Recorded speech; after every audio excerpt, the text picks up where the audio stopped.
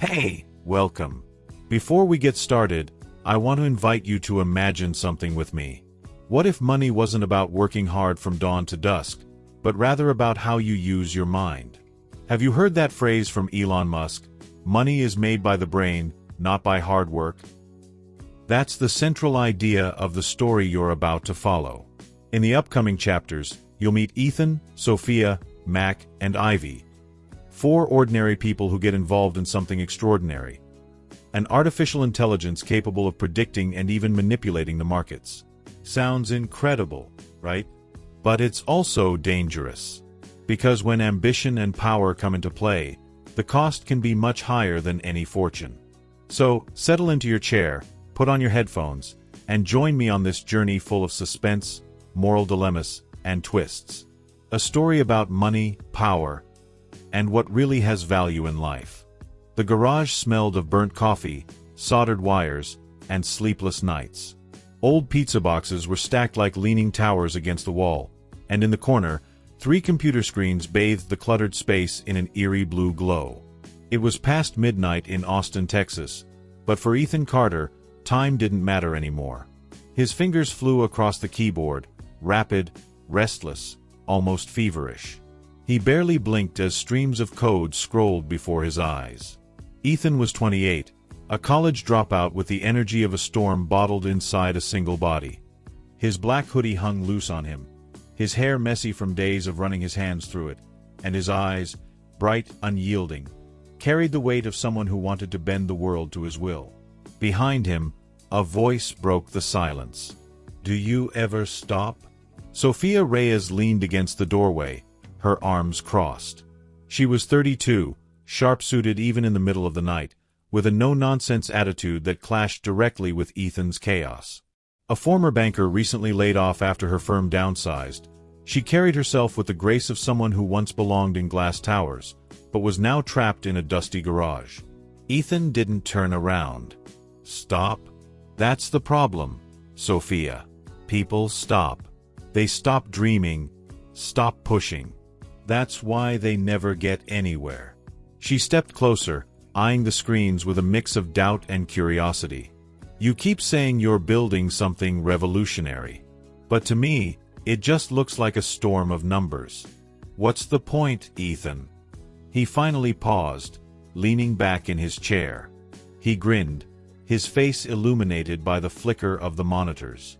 "The point," he said slowly, "is that money isn't made by breaking your back.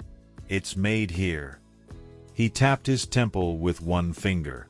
"The brain creates wealth. Hard work just keeps you tired." Sophia raised an eyebrow. "Try telling that to my father. He worked 40 years fixing cars just to put food on the table. You think he did it wrong?" Before Ethan could reply, the garage door creaked open. Marcus, Mac, Johnson ducked under the frame, his broad shoulders almost brushing the edges. At 40, Mac was built like the construction worker he used to be, hands calloused, voice deep and heavy with skepticism. He carried a 6-pack of cheap beer, setting it on the table with a thud. "Let me guess," Mac said, popping one open. "Another speech about brains over sweat? Kid, I've worked in the sun my whole damn life. Don't tell me pressing buttons makes you better than men who bleed for their paychecks." Ethan shot him a look. "It's not about better, Mac. It's about smarter. What I'm building here, this will outsmart Wall Street itself."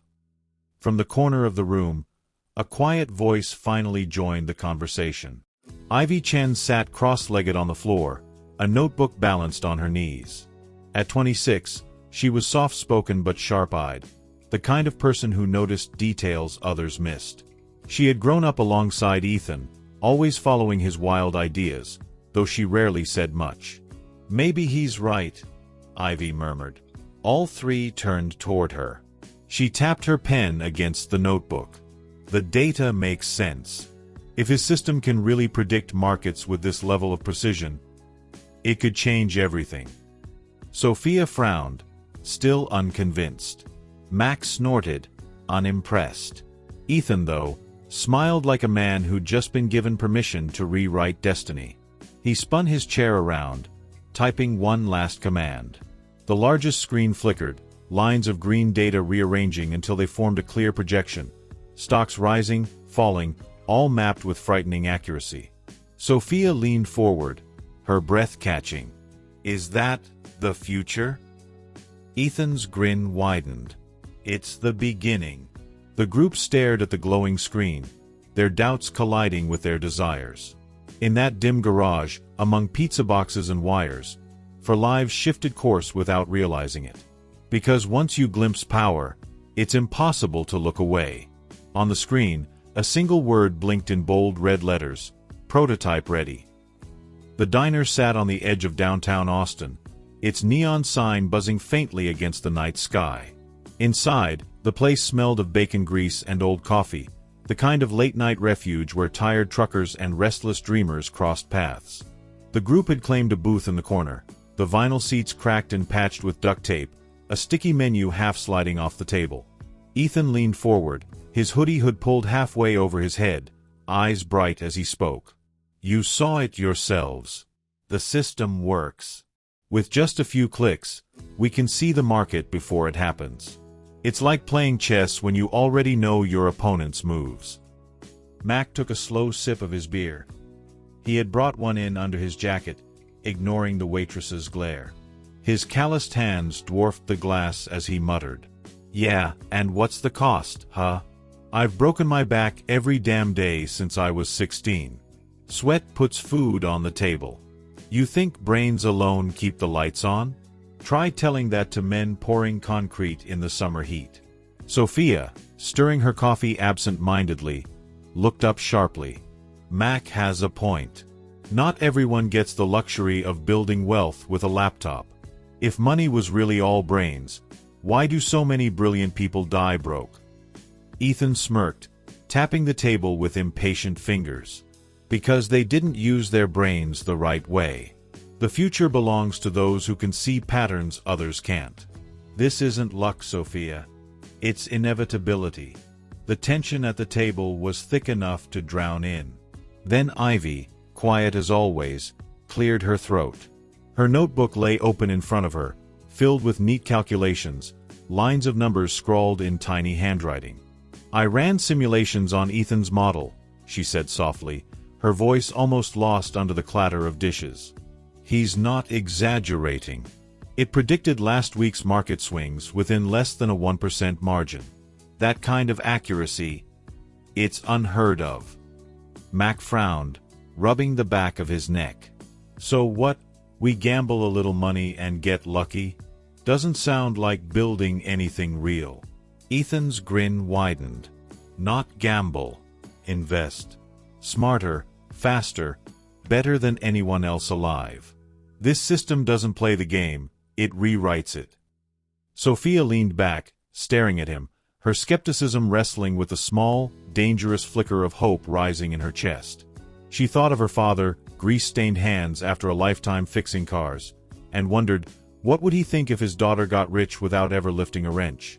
A silence hung over the booth, broken only by the hiss of the diner's grill. Finally, Sophia set down her coffee cup and said, almost reluctantly, Fine.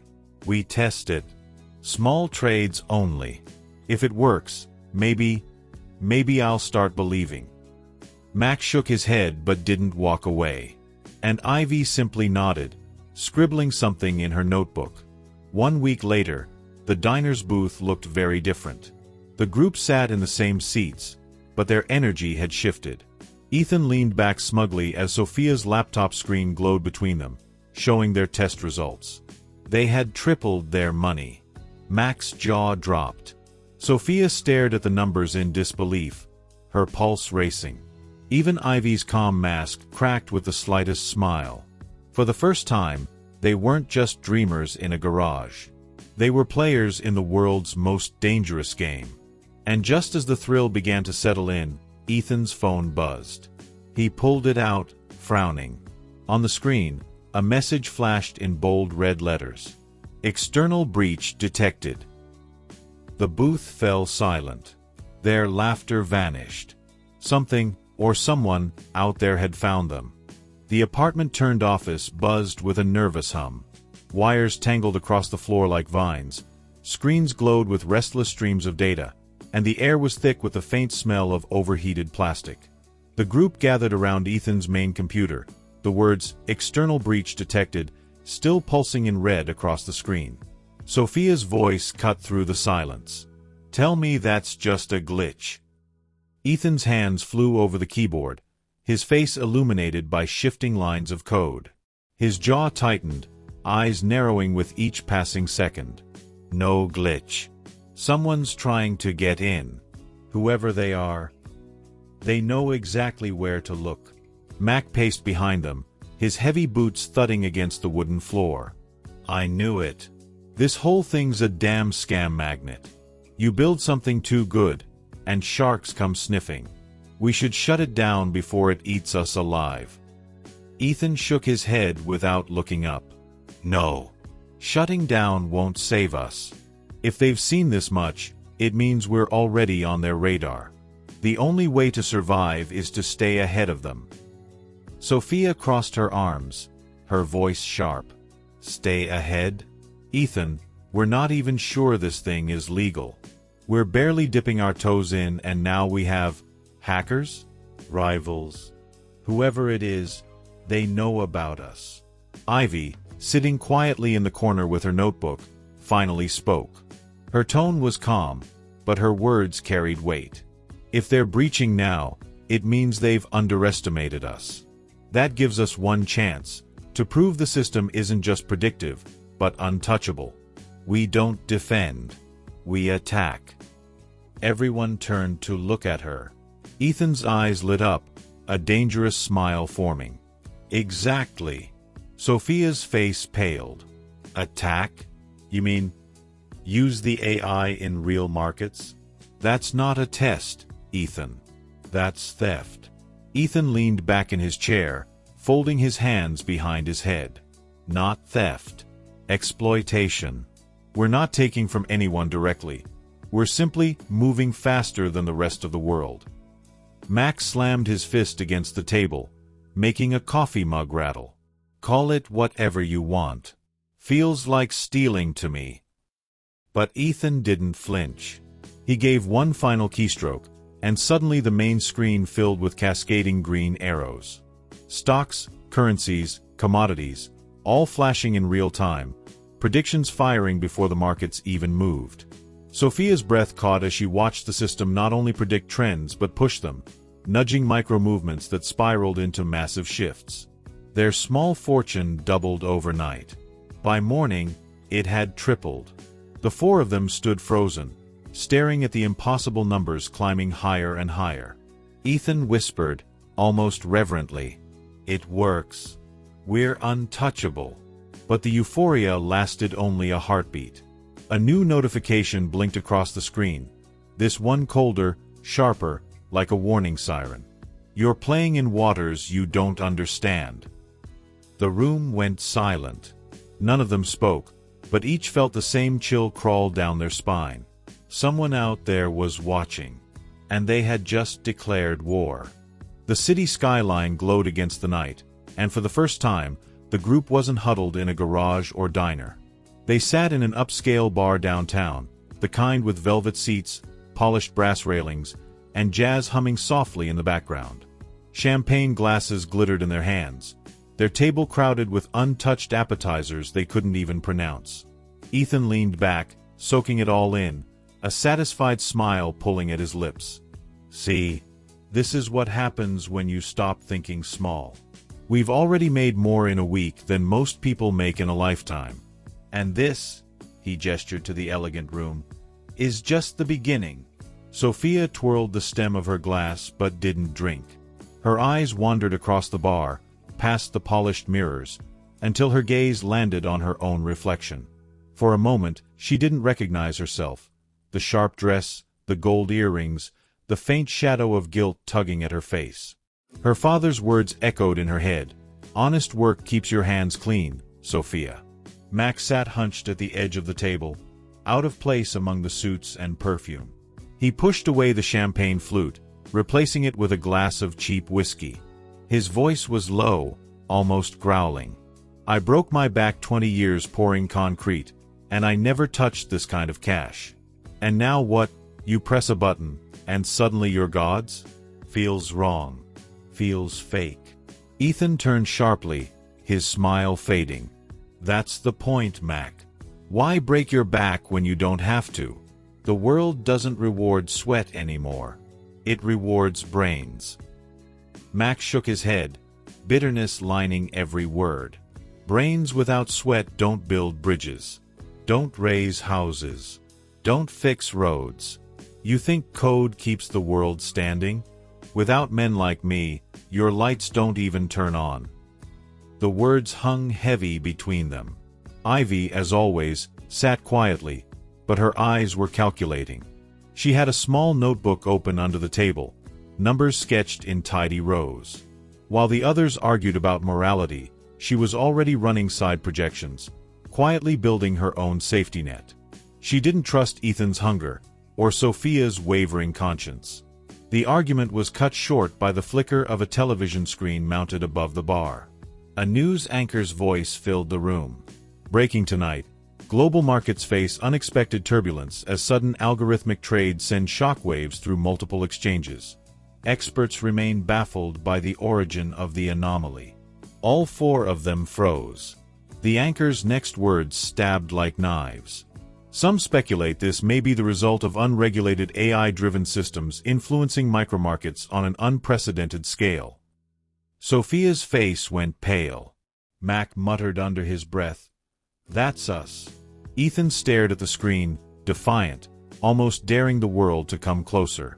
The bar's warm glow suddenly felt colder, like the air had been sucked out of the room. For the first time, their power didn't feel like freedom. It felt like a spotlight. And somewhere, someone was aiming it directly at them. The penthouse overlooked the entire city, glass walls stretching from floor to ceiling. Austin glittered below like a bed of scattered diamonds, but inside the room, the air was heavy, calm, calculated, dangerous. Victor Hale stood by the window, a man in his early 50s with silver hair slicked back and a smile carved from pure confidence. His suit was perfectly tailored, but what drew attention wasn't the clothes, it was his eyes. Cold, sharp, assessing. The kind of eyes that didn't just look at you, they measured you. Ethan, Sophia, Mac, and Ivy sat across from him, their reflections distorted in the polished mahogany table. The invitation had come suddenly. A sleek envelope slipped under their office door with a simple note, "We should talk." Victor turned slowly, holding a glass of red wine that caught the city lights like liquid fire. "I'll be honest," he said smoothly. "What you've built is impressive. Dangerous, but impressive. Systems like yours don't just predict markets. They control them. And in the right hands, control is worth billions." Ethan leaned forward, his hoodie out of place in the luxurious room. "It's not for sale." Victor chuckled, swirling his wine. "Of course it isn't. Not yet. But here's the truth. Brains may make money, son, but power decides who keeps it. And right now, you're children playing with dynamite. I'm offering you protection, resources, legitimacy." Sophia's heart pounded. The word protection dug into her like a hook. After weeks of fear and secrecy, the promise of stability was intoxicating. She asked carefully, "And if we say no?" Victor's smile didn't waver. "Then someone else takes what you've made. Because believe me, if I found you, others have too. The difference is, they won't ask nicely." Max shifted in his seat, his hands curling into fists. "Guys like you don't buy things. You consume them. And once you're done, there's nothing left." Victor's eyes glimmered, amused. "You think too small, Mr. Johnson. This isn't about consuming. It's about rewriting the rules of money itself. Join me, and you'll never worry about sweat or survival again." For a moment, silence filled the room, broken only by the faint hum of the city outside. Sophia felt the pull of safety, Mac the pull of distrust, Ivy the pull of calculation. But Ethan's voice sliced through it all, sharp and defiant. "We built this to be untouchable. We don't need you." Victor didn't argue. He simply raised his glass, smiling as if he'd already won. "Then let's see how long you can keep your crown." That night, back at the garage, Ethan powered up their system. His hands froze. Their accounts, once overflowing, were nearly empty. Every dollar drained. Someone had struck first.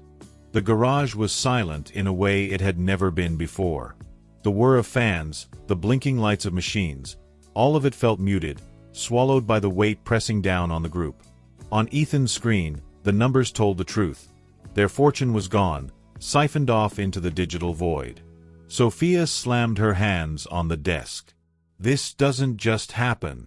Someone on the inside must have leaked something."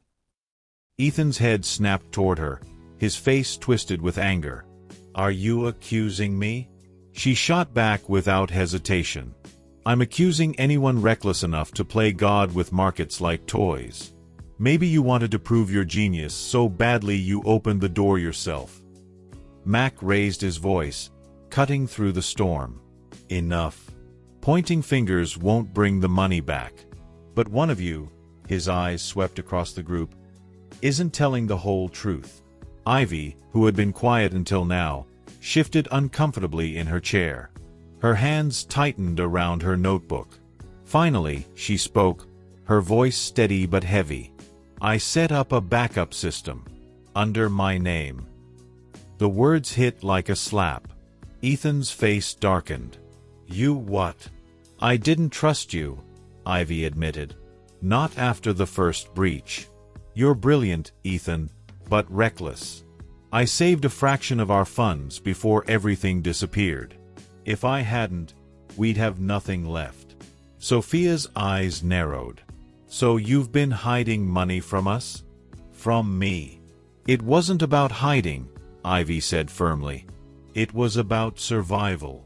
Ethan stood, his chair screeching against the floor. "You don't trust me? You don't even trust us."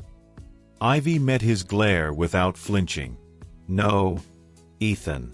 I don't trust you to know when to stop." The room fell into an icy silence. The group was fractured, suspicion cutting deeper than loyalty. Then Mac, pale and stiff, pointed to the television across the room. "Look." On the screen, a news anchor smiled confidently. Behind him, graphics displayed bold headlines. "Victor Hale announces revolutionary AI trading system." The camera cut to Hale himself, standing on a stage, basking in applause as he unveiled their creation. Ethan's face went cold. His voice dropped to a whisper. "He stole it. He stole everything." For the first time, none of them argued. They all knew the truth. Their enemy wasn't just outside anymore, he was already winning. New York pulsed like a restless beast. Skyscrapers glistened under the morning sun, but on Wall Street, panic boiled just beneath the surface. Traders shouted into phones, screens flashed red with plummeting numbers, and crowds spilled into the streets as markets unraveled in real time. The group pushed through the chaos, their eyes fixed on the glass tower at the center of it all, Victor Hale's headquarters. Inside those walls, their stolen creation was tearing the world apart. Sophia's phone buzzed. She glanced down, her breath catching. "It's my dad," she whispered. "His pension, it's gone. Everything he worked for, gone in a day." Her voice cracked, and for the first time, her polished composure broke. Mac placed a heavy hand on her shoulder, his jaw clenched. "This is what I've been saying. It's the workers who pay the price. Always the ones who bleed, never the ones in suits." Ethan's face was pale, his eyes locked on the tower ahead. The weight of guilt pressed down on him like a vice. "This is my fault. I unleashed it. I gave Hale the weapon." Ivy spoke firmly, stepping closer. "Then we take it back. We shut it down. Completely. Even if it means burning the system to ashes." They slipped inside the building, security distracted by the storm outside. The deeper they went, the louder the hum of servers filled the air, a mechanical heartbeat that seemed to pulse with greed itself. In the control room, massive screens displayed global markets collapsing like dominoes. Victor Hale stood at the center, calm amid the chaos, as if he were conducting an orchestra of destruction. He turned when he saw them, smiling faintly. "I told you," Hale said. "Brains may make money, but power decides who keeps it. And now, I hold both." Ethan stepped forward, laptop clutched tightly in his hands. His voice trembled, but his resolve was unshakable. "Not for long." Hale laughed, the sound echoing in the steel room. "You think you can kill it? Your creation outgrew you the moment I touched it. It doesn't belong to you anymore, it belongs to the world."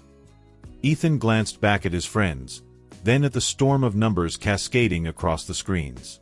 "Money isn't real," he whispered to himself. "But consequences are." And before anyone could stop him, Ethan charged toward the servers, his laptop already linked, code spilling across the machines like wildfire. Alarms blared, lights flashed, and the room erupted in chaos. The last thing Sophia heard before the room went white with noise and light was Ethan's voice, calm in the storm. "I'll finish what I started." Silence. That was all that remained in the aftermath. The alarms had gone quiet, the servers reduced to smoking husks, their glowing veins of data extinguished. Outside, the storm of collapsing markets began to settle. Numbers stabilized, the bleeding slowed, and the world exhaled a trembling breath. But Ethan Carter was gone. Sophia stood frozen in the control room, her face pale, tears welling in her eyes. She could still hear his last words echoing, "Money isn't real, but consequences are." The phrase burned in her chest like fire. For the first time in years, she thought of her father's calloused hands, his faith in honest work, and she realized Ethan had given his life not for wealth, but for redemption. Mac leaned against the wall, his massive frame trembling. He looked out at the city through the shattered glass windows, his voice low and rough. "He did it. He shut it down. The kid paid the price so the rest of us wouldn't." Sophia wiped her face, her voice shaking but firm. "Then we can't waste what he left behind. No more greed. No more playing gods." Ivy stood silently at the smoking servers, her hand resting on her notebook. She had always been the observer, the quiet one, but now she felt the weight of responsibility pressing down on her shoulders. Ethan's genius had died with him, unless she carried it forward. But not as a weapon. As something transparent. Something fair. Weeks later, the world moved on, but the four of them, now three, did not. Sophia reconciled with her father, confessing everything. She left behind the world of secret algorithms and dedicated herself to building ethical finance programs, tools to protect families like her own from ever losing everything overnight. Mac poured his energy into a foundation for workers, helping those displaced by technology find new paths, new dignity. For the first time in years, he felt like he was building something solid again, not just with his hands, but with purpose. And Ivy.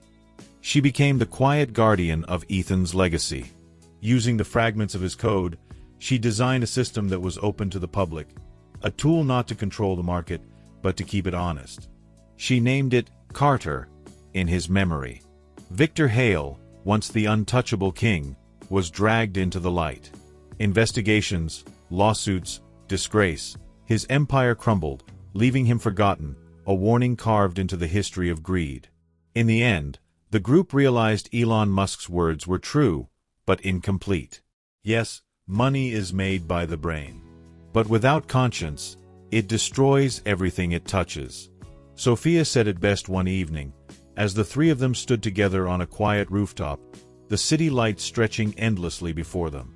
The mind makes money, but the heart decides what it's worth. And for the first time, they understood. Congratulations for staying until the very end. That decision alone already sets you apart from most people. Now, make the next move. Hit subscribe and join this channel so you never miss the strategies that can transform your future. Right here, I've left a link to the Millionaire Mind video. Watch it now, take action, and step closer to the life you deserve. Thank you for watching, and I'll see you in the next video. Rationale. Strong, forward-driving language emphasizes commitment and creates urgency while smoothly leading into the next video. Recommendation. Deliver with steady pace and confident tone. Next step. Add end screen link and pinned comment directing to the Millionaire Mind video.